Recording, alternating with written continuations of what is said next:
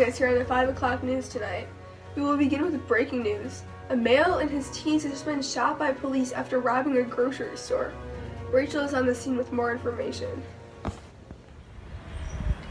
Thanks, Gabby. I'm here at the scene in Tulsa, Oklahoma.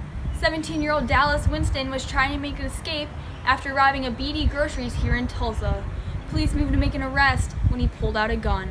He was shot multiple times in the chest and died instantly on the scene.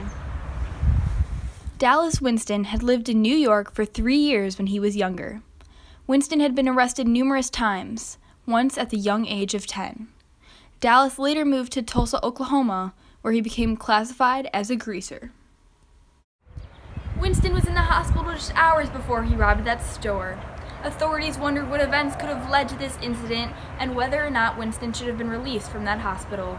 Another question we all seem to have is if this was a suicide mission. I'm now here with some witnesses who may have a better understanding of Winston's motives.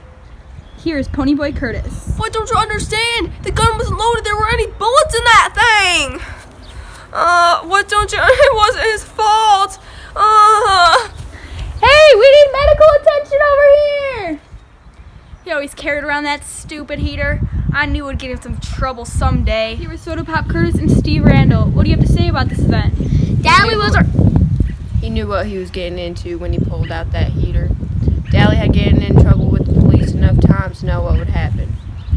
It's sad that he had to die that way, but in the end, I think it's what he wanted.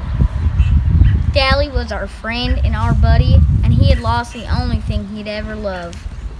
And he lashed out. I don't blame him. Now, why was Dallas in that hospital?